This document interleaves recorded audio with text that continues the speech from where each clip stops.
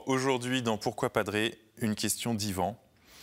Dans plusieurs passages de l'Ancien Testament, pourquoi Dieu apparaît-il comme un Dieu horrible, bien différent du Dieu d'amour du Nouveau Testament? Une question là aussi classique, mais qu'il faut évidemment reprendre. Je vais donner quelques éléments aujourd'hui. C'est vrai que quand on lit l'Ancien Testament, on a parfois cette idée d'un Dieu jaloux, d'un Dieu en colère, d'un Dieu vengeur, d'un Dieu d'ailleurs qui demande d'exterminer les ennemis, d'un Dieu qui donne parfois l'impression d'être cruel. Néanmoins, il faut aussi relever dans ce même Ancien Testament une image très douce de Dieu qui se présente comme une mère qui porte son enfant sur son cœur, comme un Dieu miséricordieux, un Dieu qui pardonne. Et là aussi, les exemples ne manquent pas, ils sont même beaucoup plus nombreux que ces cas de violence que l'on attribue à Dieu. Pour essayer d'aller plus loin dans cette question et la résoudre, reprenons le célèbre récit du sacrifice d'Isaac au chapitre 22 du livre de la Genèse.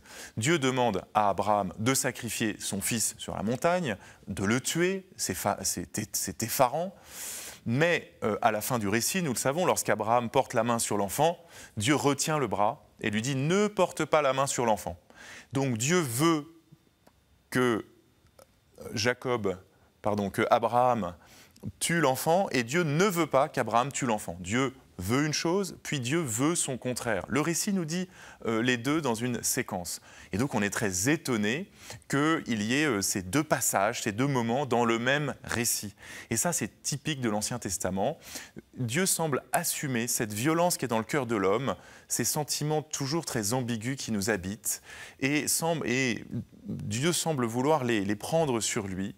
Voilà, la violence, le fait de tuer les nouveau-nés, c'est ce que faisaient les peuples païens dans l'environnement de la terre de Canaan où habitait Abraham. Et puis Dieu, tout d'un coup, dit « mais non, c'est pas ça que je veux. Vous avez cru que c'était ça que je voulais, mais ce n'est pas ça. Je veux l'amour, je veux la vie de l'innocent, etc. » Et donc Dieu semble assumer pour lui une parole de violence et de mort afin que nous comprenions dans un deuxième temps que ce n'est pas ce qu'il voulait.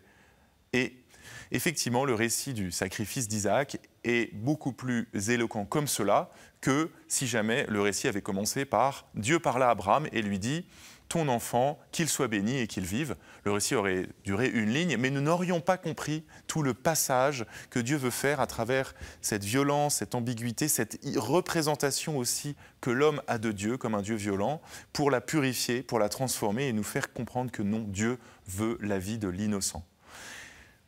Dieu parle en deux temps, disait le bibliste Paul Beauchamp, et il y a un Ancien Testament et un Nouveau Testament. Mais les deux sont nécessaires et nous ne pouvons comprendre la douceur du message de l'Évangile que lorsque l'on a parcouru tout l'Ancien Testament et toute l'attente de la révélation du vrai visage de Dieu à travers toutes ces images approximatives qui apparaissent de lui dans cet Ancien Testament. Voilà un peu une piste de réponse pour pouvoir avancer dans cette énigme de deux testaments, de deux visages de Dieu qui semblent si souvent contradictoires. Merci Yvan pour cette question.